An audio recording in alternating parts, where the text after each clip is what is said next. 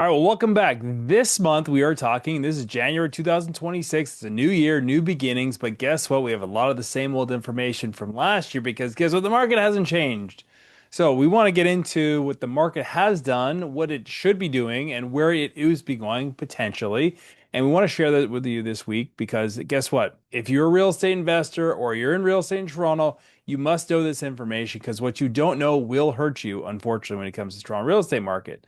So let's get into it. So this week we're talking about the breakdown of what happened in the December real estate market. And when it comes down to it, overall, homes sold, there was 3,697 homes sold, which is down year over year from December of 2024. We will be doing another update, so make sure you subscribe and follow us on this channel because next week we're talking about the year, what happened in the entire year of 2025 compared to the year of 2024. But basically, 2025 was even slower and further down than it was in 2024. So most of the numbers you're going to see today will essentially be the same. So 5,209 represents the new listings that came to market in December, which is up 1.8% from 2024. That is a good sign. December is a generally typically slow market. And why it's a good number that it's shortening the amount of listings is because that means the downward side of the market is slowing down, meaning our anticipation for 2026 and our outlook is that it is going to be a better year in 2026. Now, what does the overall market outlook look like? So the GTA housing market became more affordable in 2025 as selling prices and mortgage rates trended even lower than 2024.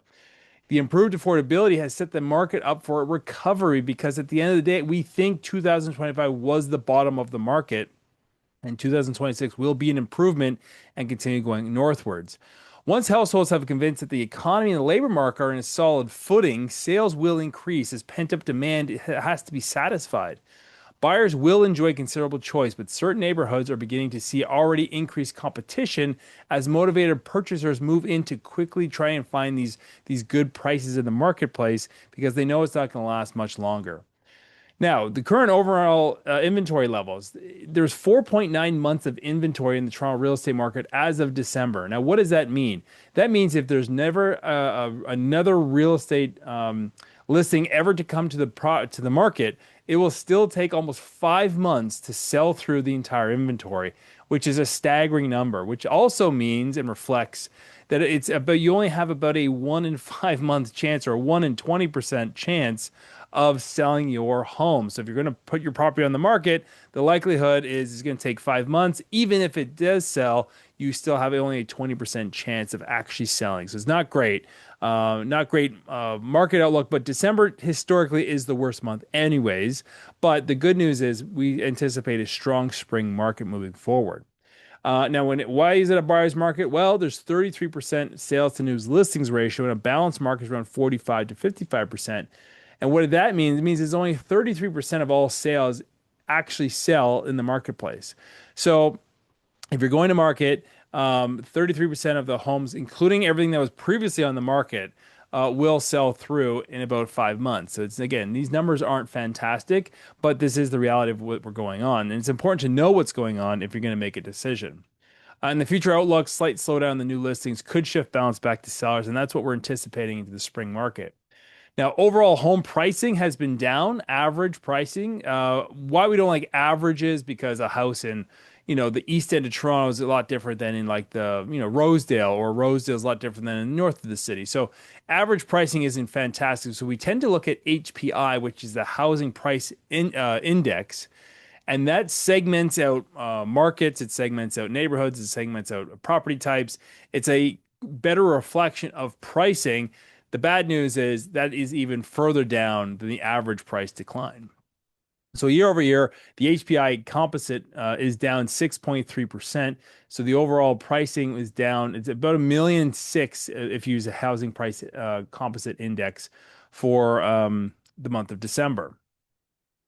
Now, the average days on market has gone to 65 days on market. So if you are lucky enough to sell your home and you have a 20% chance of doing so, you are going to most likely take 65. So over 2 months it's going to take. So it's a long process. So, gone are the days of selling in a day or two or 7 days. We're still seeing some of that, but it's few and far between. And generally, that's marketed that way and specifically done that way with instructions from the seller specifically. But what we are seeing is that well-priced properties are moving fast and overpriced listings are lingering. So if you miss the price, if you miss the price of the neighborhood, a price point that people are willing to buy something at in this market, it's just going to sit there. Nobody's going to come. Nobody's going to look at the property. It's just going to sit on the market. And that's why we're seeing this larger days on market spike up here. Now, what do the mortgage rates impacts have? So there was a lot of anticipation that 2026 would bring in a new era of like lower interest rates, but early indications saying no, that's not going to happen because January there was no rate cut. The Fed didn't cut the rate because the inflation is still too high. There's still too much uncertainty in the economy. Job growth has been lacking, and unfortunately, there's too many layoffs coming down the road. Huge announcement this morning, really off topic, but Amazon's cutting 16,000 jobs across North America, which is really going to have a direct impact on Canadian housing market. But that being said, look, there's going to be other ways you can increase job growth, not just through Amazon, but that's not going to really push the entire marketplace. But it's not fantastic news early on, which is really all just indicative of why the bank rate didn't cut the rate further. When it comes to lower borrowing costs, banks have lowered their 5-year fixed rates. They know that in 5 years, realistically, the interest rates will be lower. So they're going to try and lock people in now to sort of get an advantage down the road. So that's a key indicator of they anticipate rates coming down within the next 5 years. Future projections, rate cuts most likely will not happen until 2027, but they will happen in 2027. The outlook for 2026, higher sales, lower supply will push prices higher in my anticipation. So to buyer demand trends, first-time buyers, they're re-entering the market. Move-up buyers are really taking advantage of everything. They're basically getting more home for the same price they could have got 5 years ago. So that's really what we're seeing the trends. There has been a lot of activity of people just buying homes because they want to, have a better view or like move to a different neighborhood. We're not quite seeing that. What we are seeing is advantageous buyers and first-time buyers trying to get into the market while it is still somewhat affordable. And seller motivation, same thing. You have to be realistic on your pricing. If you miss the mark, even by like a percentage point, like your house will sit on the market. You have to be so diligent with your realtor. If you need help pricing your home or you don't know what your home is worth, just reach out to us at youngrealty.ca. We're more than happy to walk you through how to price your property in this marketplace because it does change every month. But for January, you got to be really tight with your numbers and be really accurate. No one is walking around looking for a negotiated deal where you got to come down $100,000 to $200,000. That's not happening. And again, best dressed homes win, meaning you got to stage and present the house the best you possibly can. And strategic decisions really come into play when it comes to these marketplaces. You have to be strategic. You can't just put a sign on the lawn and hope it sells. Those are days are long gone in this marketplace. So what does this all mean? So for buyers, you have excellent selection, there's lower rates, you have more purchasing power, and this is the best time I've seen in probably 10 years that you actually have an opportunity to get in at a negotiated price or a low price at an affordable price. Yes, the rates still may be a little bit higher, but they will be coming down. So you're going to have the best of both worlds if you act this year. For sellers, you really have to be price realistic. You can't be just random pricing out there and hope the market brings you something. You need to be very strategic with your real estate agent. And when it comes down to it, you got to be realistic because at the end of the day, no one, and I mean no one, cares that your house is on the market because there's so many of them. There's so much to choose from. People are only buying from who they want to see, and they're only buying from people who they want to really know they can act and get a good deal on. So that's our mortgage minute. Our mortgage minute. That is our mortgage. That is our analysis of the market for Toronto real estate for January 2026.